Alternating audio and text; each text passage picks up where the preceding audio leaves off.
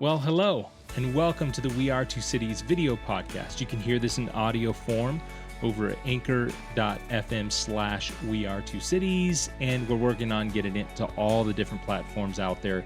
Hopefully by now it's Spotify, Apple Podcasts, all the places. Now, what you're about to watch or listen to is a interview that I had with a detective who goes to our church. He happens to be a Christian, a detective, and a black man in America. And as he is a cross-section of all those things and has the collective experience of all those things, I just wanted to sit down with him and interview him and get his thoughts on what's been going on. So I hope that you enjoy this episode. This is the first of hopefully many episodes of the We Are Two Cities podcast. And so we'd love for you to subscribe. God bless you. Enjoy. Thanks, Tony, for spending some time with me. I really appreciate you taking the time to just talk to me about what's going on in our country, in our community. And as a black American police officer, a detective now, correct? Yes. You have a unique perspective on everything that's going on. Mm-hmm. Number one, as a Christian, having that framework and understanding, but also being a black man with the experience of a black man in America, and also being a police officer.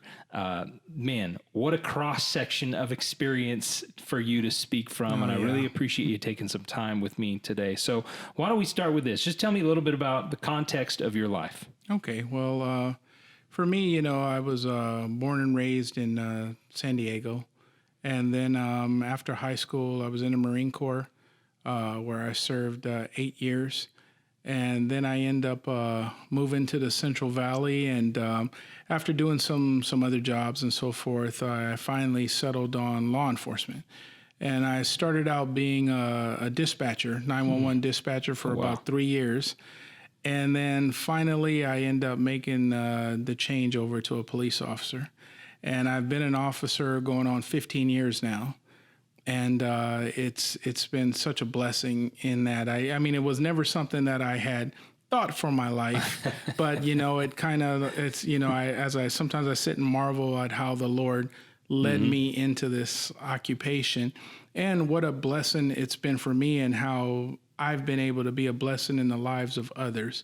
I'm sure some people would have a different opinion on that, but I really feel that it's a calling, and I don't take it lightly. I really try to make a difference. So you started out as a dispatcher, and then went to police officer, and now a detective. Yes. And so tell me about maybe some of the experience you've had yourself being a black man, not necessarily a officer, but a black man in America, some of the experiences that maybe some people watching or listening would be surprised, knowing you or knowing you growing up, or what have you. Have you ever been discriminated against in any way, or have you ever felt that sort of a prejudice? Yeah, I have. When I first started as an officer in my earlier years, I remember I joined Black Peace Officers Association. And a lot of the things that they were talking about, finally one day I had to say, let me just ask a question. Is there a lot of racism going on around here? Because I haven't really experienced it. I mean, from my coworkers or anything like that. And they said it's not so much that it is presently going on right now, but it has in the past. And that we always have to be mindful of kind of policing these things to make sure that it never creeps its head back again. Now, one thing that I've seen coming from the Marine Corps, where you have people from all different lifestyles, and then going into law enforcement, where you have people from different backgrounds and so forth, I've never really experienced like just blatant racism, like somebody doesn't want to work with me because of my color, but you can kind of see some maybe prejudices or biases that people have unintentionally just because of something that they thought, or maybe they might think that a certain demographic is one way, or they might feel like a certain call for service, if it's people of a particular race, is going to be very problematic, in dealing with those people and so forth. And now sometimes that may be true. I don't want to paint it that it's always that you're never wrong, but to assume that before you even get there, it already sets you off in a bad place. And then for myself, being a black man, and this is surprising, and I don't mean this as an indictment of anybody, but the most racism I've ever experienced have been on calls where I deal with other black people. When we're there in enforcement capacity, I've had an instance where I had a guy I used to be in charge of enforcing the bus transit system, and we had people who would come there and they want to sell drugs or whatever. And I remember I arrested a guy for loitering and possible. I don't think he had drugs, but he was just loitering and he wouldn't leave after being warned repeatedly. And so I think he ended up having a warrant, and we ended up arresting him. And there was another officer with me who was a white guy. Mm-hmm. And when I went to arrest the guy, he told me, "Don't touch me." And I said, "What do you mean don't?" He said, "Don't you put your hands on me. Let this white officer arrest me."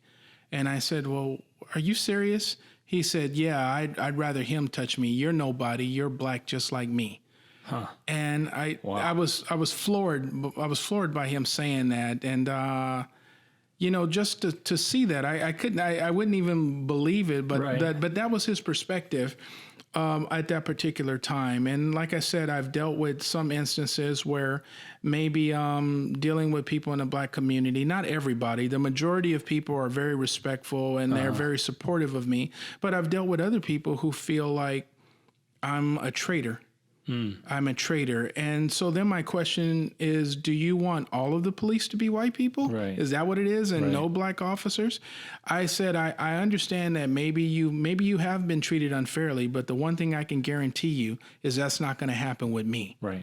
And if I see it happening, I'm not going to allow it because that brings me into it. Mm-hmm. And I said, so I'm on your side, and I'm on the side of everybody who, because, one of the things that I heard from Sir Robert Peel, who's the father of modern policing, he said the police are the people and the people are the police. So I don't take that lightly. I never want to think that I'm better than the average citizen, because the citizens are the ones who gave me this power. And I'm respectful of it, and I know it can be taken away. So I actually try to be better. I try and be better. I try and educate people. I try and explain the law to them. This is why they're doing what it is. And you're not powerless. If an officer comes to you and you feel like he's being abusive or violating your rights, ask to speak to his supervisor. Get his name and his badge number. Now go along with the program, unless it's something that is clearly to where your life is in danger. Then yes, you have to protect yourself. But in general, those are far in between. Surprisingly enough, and as far as what we've seen recently, but it's I just try and educate people to where you're not powerless when you're dealing with the police. I'm saying you have rights, and I try and educate people to tell that. But a lot of people, they don't want to hear it. I don't want to hear anything you have to say. I'm like, well, I'm trying to explain. Yeah, just let's get on with whatever you're doing and get out of my face. So that's hard too. Yeah. That's hard too, especially when I know that my intentions are only to help and to heal, and to get that basically thrown back into my face. It hurts. But then I understand that sometimes, one of the things that we learned recently, like say, for instance, if you're dealing with somebody who has a substance abuse problem, or maybe they're homeless, I found that sometimes they have to be offered help 18 plus times. Wow. Before they'll even accept it. Wow. So you can't take those no's personal. It's just where they are right now. And that's one thing that I've learned is it's okay. It's okay for somebody to feel a certain type of way. You take them as far as they're able to see. And when they get to that point, they'll be able to see farther. But it's not my job to drag them there. Yeah. It's to go with them as far as they want to go. And when they get to that point, maybe they'll see farther. And if I can make a difference or be involved in maybe that change, or just developing a dialogue and mutual respect, I'm glad for that. So it's almost like if you think about 18 asks, right? And that's probably an average, right? So for some people it's much more, for some people it might be less. Yes. For some people it's never, Yes. Yes. But if you think about it as an average, and you think about it like a ladder. So every time you say no, you're getting them they say no, you're getting them one step up the ladder. So if you think of it as sort of a progress to an eventual yes, then it becomes way easier to accept the no. Yes. Than to take it personal, because it's not about you really, it's about them and where they're at. Yes. Which is, I think, important for anyone trying to help anybody else to realize that. Now, given kind of, walk me through what's happened recently. I mean, we all know what's happened recently.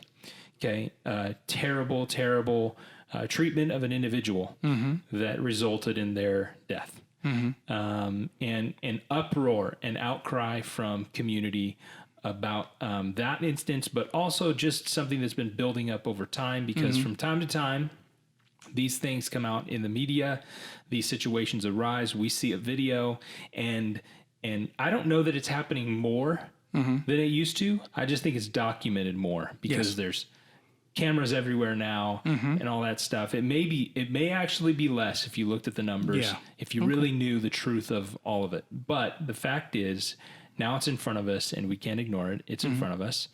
So then we're having, in some cities, we're having riots and protests. In some cities, we're having peaceful protests and demonstrations. And in the city that we're in, there was a planned protest, and you were called to be there. So walk me, as you're thinking about, I'm getting ready for that day of work. What's going through your mind? Well, the first thing I was sad.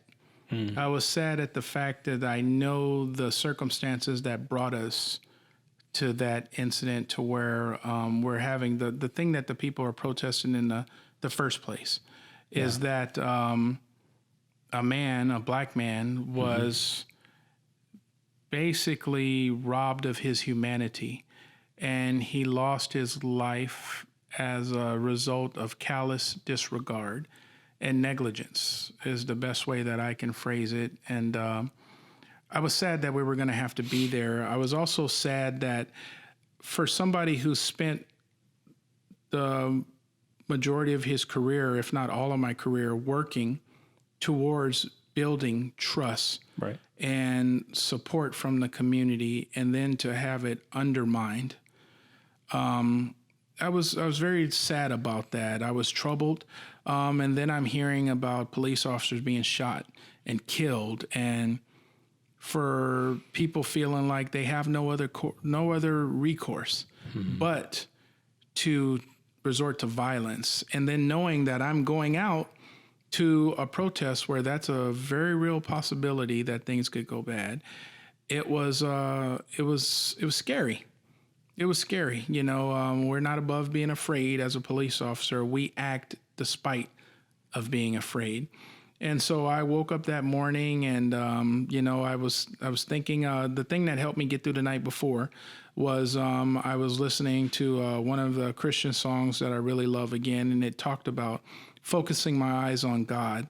And I know that no matter what happens, that the Lord is ordering my steps, and that nothing can happen to me unless it goes through him first. So I was secure in that fact, but yet and still, I still was afraid of any potential confrontation. So as I left to go to work, my wife kind of had watery eyes, and I couldn't look at her long, or else I'd have had them too. And I left, but I felt resolute, and I knew that my house was in order when I left. And I was praying for the Lord. I said to, I pray that you would give your angels charge over this demonstration, that you would not let the devil take a foothold in the hearts of these people, and that you would help us to give peace, and that you would let your spirit come over the crowd. And I pray for protection for the officers and protection for the protesters. And I just pray that he would be glorified in this situation, and that no weapon formed against us would prosper that day. So I was confident in my God, but I was also very aware that it's not me. I do the best that I can, but the power doesn't lie in me, and it lies in him. So I was very mindful to make sure that I was of the right mindset, and that I was that I was in his will. And that's where I left to go to work. And I know some people, with other jobs are like, wow, I don't do that. But when you think about it, we need to do that no matter what job we have. Yep. You should be prayed up and ready to go. And but it took a little more gravity because, most people aren't going to basically oversee a demonstration or a protest that day because you don't know, and it could go violent, it could go bad. So yeah. So what are some of the things, maybe there's training that we don't know about that goes on for a police officer to learn how to treat people who might be different than them or might not treat them in a respectful way or might even push their buttons, because people, I could imagine, would push the officer's buttons. And so what kinds of trainings or what kinds of things does, being a part of a police department arm you with to help you de-escalate situations, confrontations? Oh man, there's so many things. So many things. I mean, we're number one, from a physical point of view, you're going through hands-on training, arrest and control tactics and things to do.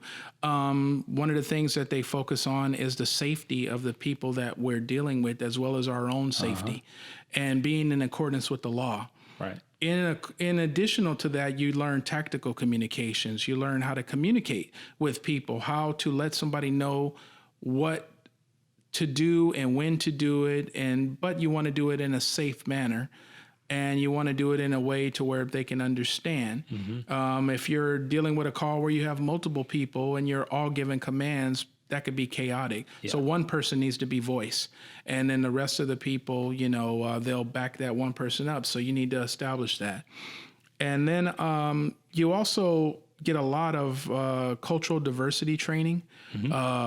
You get a lot of things to learn about the different cultures in your community and what some things are hot buttons for certain races. Maybe certain things you say are disrespectful. There's some cultures to where if I come into their house, and depending upon the call I'm dealing with, if it's not specifically domestic, it's considered to be disrespectful to go to the woman of the house and ask her, tell me what's going on, where I've totally disregarded the male. In some cultures, it's seen as disrespectful. And so we try to learn to be aware of all those individual things. There's some places they don't want you coming in with your boots. Right. It's disrespectful. They don't wear shoes in their house, and here you come tracking with your boots. Okay, now I'm not going to take my boots off to go in and take a police call, but I could be mindful of, would you feel more comfortable stepping outside to talk to me because I don't want to track off your floors? Oh, no, it's okay. Okay, I just want to make sure that I'm acknowledging the fact that I realize that. And so you're always learning, and, it's this job as a law enforcement officer and dealing with a vast majority of different types of races and cultures and so forth, you can't take it lightly. Yeah. You have to realize, it's fun. Now, some people might be like, man, that sounds like I don't want to do that, being on my P's and Q's and everything all the time. But you have to do it. If you want to do the job, you have to take the time to be good at it. And I pride myself on trying to be good at it. R&B, I don't want to say good at it because somebody might have a different opinion. I like to think I am, but I try. And I mean, I think every officer, I was a training officer for 3 years. Oh, wow. I would train new officers, and I was really glad about doing that because somebody said that that's such a compliment to be a training officer, because basically what your department is telling you, we like what you do and we want more like you. Go teach other people how to do it. And I'm like, wow, that's an awesome compliment. So I feel like, well, I must be doing something right. They basically are trying to teach me to make other little me's. And I try to, and I love that because it was my opportunity to affect future generations. Absolutely. And hopefully those people that I train will remember something. And when they look on me, they will look at me fondly, and they will remember what I taught them, and they'll use that too. And I mean, I've had some where some people I've trained have been in fights. They've been on the news for fights that they've been in and so forth. And you like to think that you made a difference for the better for them. Right. So, Right. So tell me more about how your faith impacts your everyday life, your identity, and how you serve people. Okay. Well, my faith that's the foundation of everything. I love that scripture where it talks about the person who builds his house Right. on the rock. Yes. And so my faith is the rock that I build my house on, and it affects everything that I do. And it's the ruler that I use to measure myself. And sometimes I fall incredibly short, but it's the bedrock. And so carrying that over into what I do as a law enforcement officer, people don't call the police when things are going good. We don't get anybody who says, I just want to let you guys know I'm having a great day. Right. And just want to give you a heads up. No, by the time they call me, it is usually the worst of their life, or the time where I come into contact with somebody, it's a bad day. Yeah. And being aware of that, you're constantly exposed to negative situations. And I don't mean negative to other people, but it's a bad deal going on. There's emotions, it's raw, and so forth. And, I used to look at myself when I get ready for work. I got my bulletproof vest. I have my backup weapon. I have my other weapon. I've got my radio. I've got my handcuffs. I got my pepper spray. I've got my taser. I've got all of this stuff. Right. And I remember thinking to myself, I forgot to pray. So all of that stuff means nothing. There's the one scripture that says, if the people guard the city, but they don't have God, they might as well go to sleep. And I remember that. So my faith is the most important thing. And I think to myself, I do believe that it says we battle not against flesh and blood, but against spirits and principalities and wickedness in high places. I believe that a lot of the people I'm dealing with are spiritually broken. And I'm aware of that. And I know that I'm dealing with that. And I'll tell you, can I tell an incident of something that happened? Go for it. I remember one day I was going to work. And as I was going to work, I could see the sun going down, and it was dark. It was darkening, and I felt literally like I'm driving into darkness. Wow. And I was praying to myself, and I said, Father God, I just ask for your protection and your strength as I go into work. Heavenly Father, I pray that you send your angels ahead of me. I pray that you just bind every force that would come against me. I pray that you just shut their mouths, dear Lord. I don't even want to hear them speak. I pray that you would just not let them speak evil words. And I pray for your protection. And I pray for your strength in Jesus' name. And then that day, just before I was about to get off, we got a call about a guy acting strange on somebody's front porch. And I remember I asked the dispatcher, do they know him? No, they don't know who this is. And he's just standing there. So we get there, and there's a guy who's obviously high on something, and he is just standing on somebody's porch. But when we went to contact him, he became violent. So we were able to get him into custody because he was obviously under the influence and publicly intoxicated.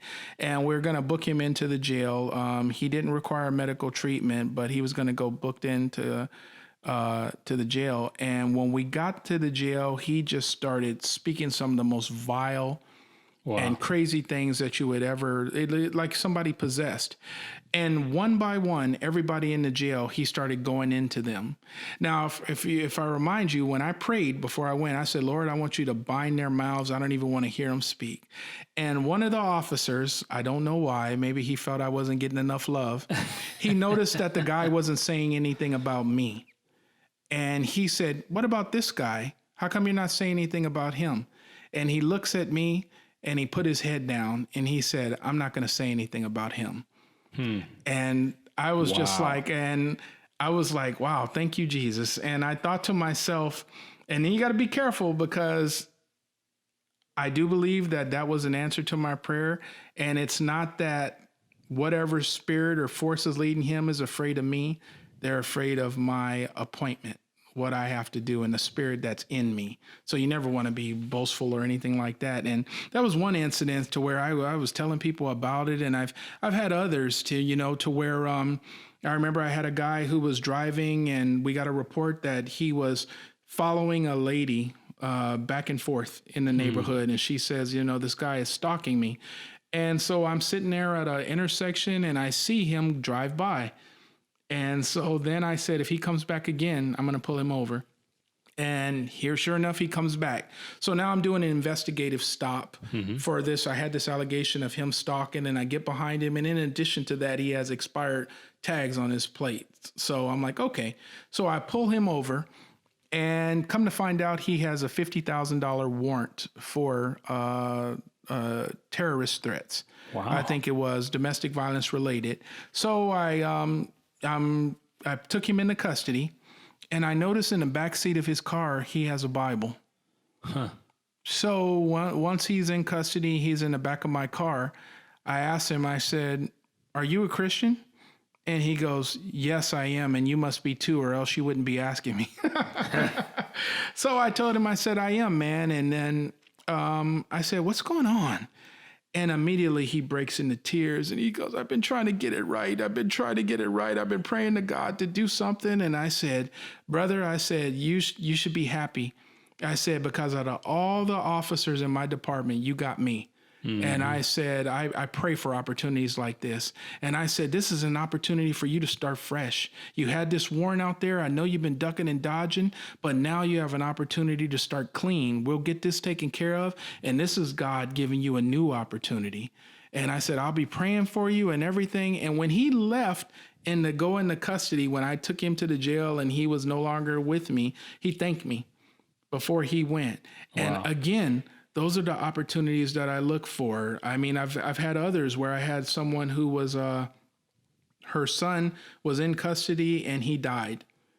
And she was very upset. She was very upset. And I told her, I said, "Ma'am, I don't think things happen without a reason." And I said, out of all the officers here, I said, "You got me." And I said, "I'm here because I'm supposed to encourage you. I'm supposed to encourage you and let you know that the Lord," and she said, "Oh, thank you so much, because I'm a believer," and so forth. And those are the things, those are the opportunities that I look for. And my faith helps me in those times. They helps me to navigate and to realize, and then they're not all great calls. I've had some where, I go to where homicides where somebody's been killed.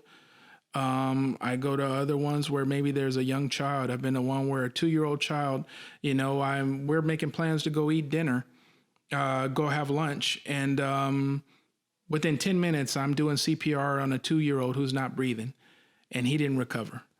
And I think to myself, man, this job is a roller coaster. Yeah. And unfortunately, when you handle that type of call, you can't be like, "Whew, I'm done for the day." Man, right. What a day.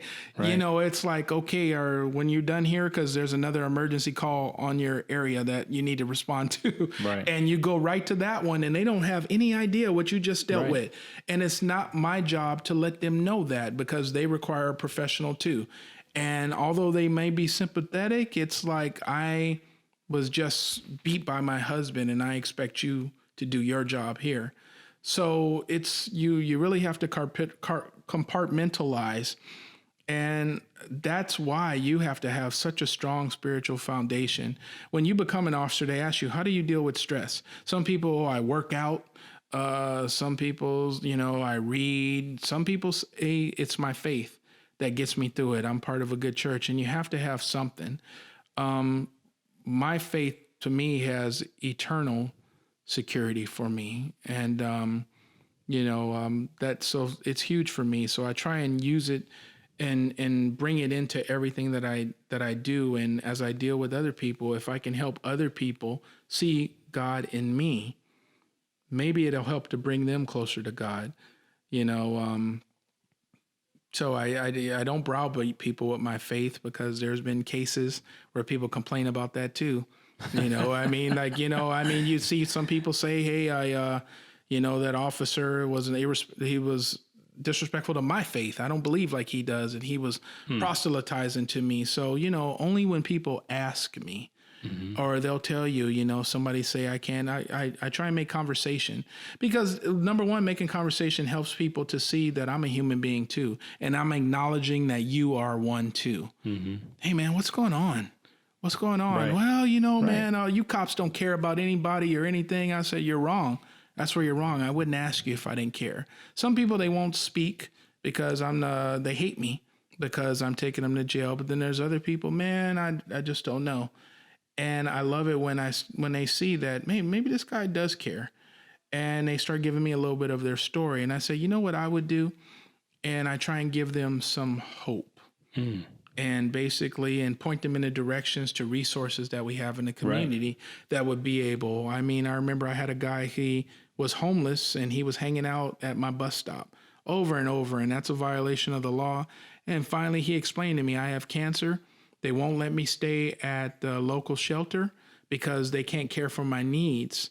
So I got on the phone and I called somebody and they said, well, tell him to be at this place in 2 days. And then I saw him again and he goes, hey, I got a place. He goes, I move into it tomorrow. And this is 2 weeks later. And I was like, man, I'm so glad. If I hadn't done that, who knows, it wouldn't have made a difference for him, but it did. And I thank God for that. And, I've prayed with people while I'm out on duty, as long as they consent to it, and as long as it's safe. I'm not going to go into a bad situation that's uncontrolled and start praying and end up getting taken down from behind. So, but I try to. So, bottom line is my faith is everything. I take it with me wherever I go. And anytime that I can share God's love and make a difference and hopefully lead somebody to him, I'm all for it. That's awesome. Yeah. Not everyone, regardless of profession, if it was their job, at this bus stop to make sure that people weren't sitting around all day and they were either using it for the bus or what have you. Not everyone would take the time to go the extra step and say, what do you need? Why are you here? A lot of people would just say, move along. You can't be here. So that's really awesome that you take the time to do that. Something you mentioned, I can't remember what you said exactly, but it's spurred something in me thinking about trust and building trust, right? Because that's something that you're trying to have. You said that your trust with the community was undermined, and so building trust. The principles that I've heard about building trust are that you get to know someone, and in the get to knowing of someone, you begin to like them or at least understand their perspective, and then trust starts to be, but that's what you have to build trust on. It's not automatic. So when you walk into a situation and you're trying to establish trust, you're trying to see what's going on here. Why are you in this situation? How, and you're trying to create this I care thing going on between the two of you that will eventually lead to them saying, maybe this guy does care. And that's a big deal. I think something else you said spurred this in me. You have the law, the law of the land, right? And then you have what you know to be right. And just because it's legal doesn't mean it's right. Now, you enforce the law of the land. Yes. But you live by a higher standard.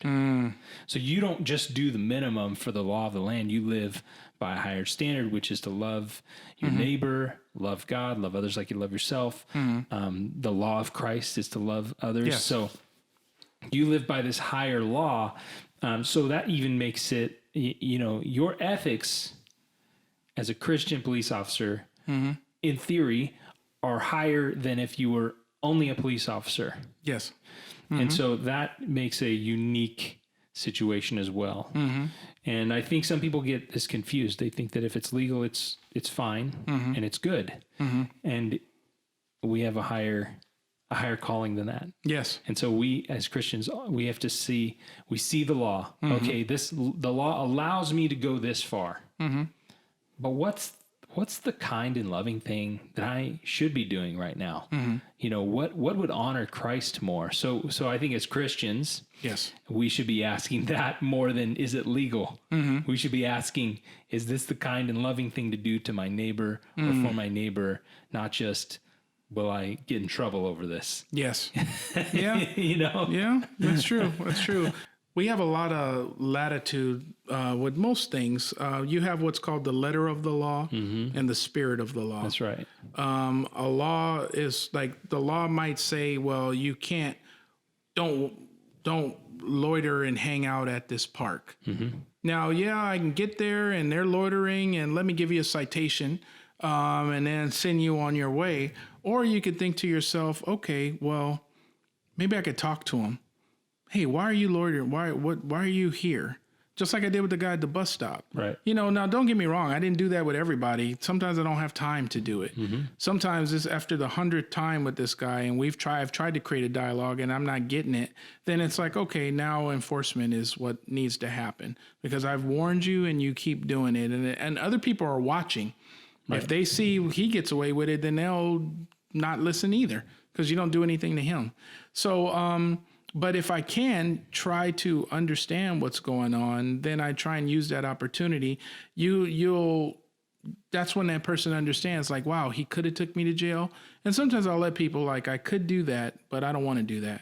Right. I want to help you. I want to help you if I can. I'm going to cut you a break.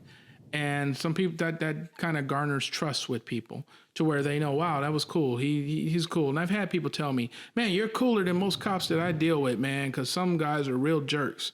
And I said, well, you have to understand they're people, and I'm sorry you had that experience. Right. But I honestly try, man. I said, I honestly try. And I just want people to be able to see that. Right. So it's good when people say that. Or some people say, man, I would never think you were a cop. And I don't know how to take that. But they're like, you don't act like a cop. You don't act like a normal cop. I'm like, well, how do cops act? They're usually jerks and yelling and all that stuff. And, if it's necessary, that you have that inherent power as an officer. You have a lot of power, a lot of power, but you don't want to abuse it. You want to be respectful of it. And also understand that it was given to you by your agency, by the state, but I believe by God that I'm in this position and he's entrusted me to do it. And even more so, beyond my agency, beyond the state, I think that I would have to answer to God if I abused it. Because he gave me that. And like the parable is about to whom much is given, much is required. And he talked about the person who was given more tares and, so forth. So you kind of have to answer to that. And that has helped bring me back a lot of days where I'm like, I want to get out of this job so much, but I have to remember that it's where I am. It's where God has me. I heard a poem once that it sticks with me where it says, where should I work in your garden, Lord? And he said, tend that little spot for me. And I said, not that little spot, Lord, for nobody else would see. And he said, my child, ask yourself, do you work for them or do you work for me? Because Jerusalem was a little spot too, and so was Galilee. And so I remember that maybe you might think that where I am is inconsequential in the grand scheme. Maybe I'd like to be affecting continents or affecting political change or somewhere bigger.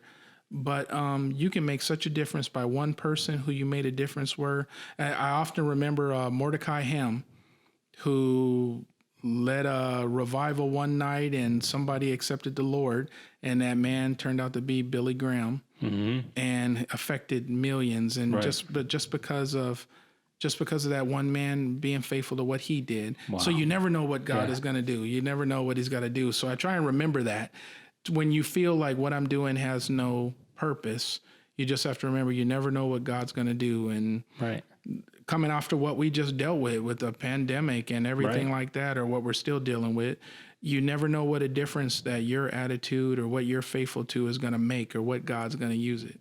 That's right.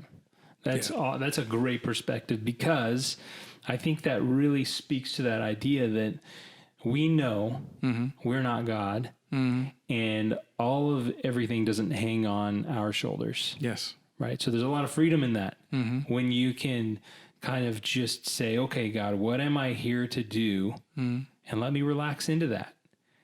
Not everybody is called to a giant, impact. And like you said, the man who was faithful to preach to one person. Yes. Yes. And that one person turned out to be someone who really made a dramatic impact. And we often say to parents too, you know, the biggest impact you make in the world might not be something you do, but someone you raise. Yes. And having that kind of an understanding of our place in God's kingdom is a lot of freedom, you know? And so that's awesome.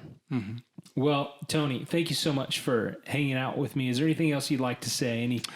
Well, you know, one thing, and this is through everything that's going on right now, one thing that came to me, it's been such an eye-opening situation for me. And some people might not agree with this, but it's what moved me. One of the things with law enforcement, they refer to it as the thin blue line. And it's very noble. It means the line that stands between, you know, those who would break the law and hurt others and us who is holding the line, protecting people. But what realization that came to my mind is that it's not about the blue line or black line or whatever you want to call it. It's about the line between good and evil that transcends all boundaries, race and religious beliefs and everything.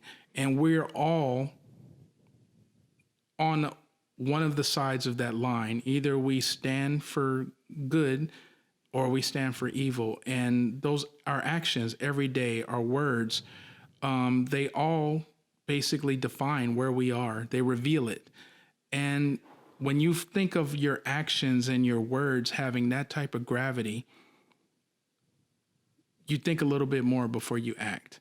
Yeah. And somebody told me years ago that either you're building God's kingdom or you're building Satan's. Be aware of that. And even though I'm a police officer, I understand that I'm just one of many. One, and not just police officers, one of anybody, whether you're a postman or you're a clerk at a grocery store or whatever, we're all manning the line. And when you think of that, it helps to tear down the division to where people say, oh, that cop thinks he's better than other people. He's better. No. I don't think I'm better than you at all. I'm manning the line just like you are. And I'm hoping that you would support me because I support you. And I just want people to know that I'm aware of that. And there's a lot of other officers that I've had the same conversation with that they're aware of it too. And I'm not saying that we all know it because I know we don't.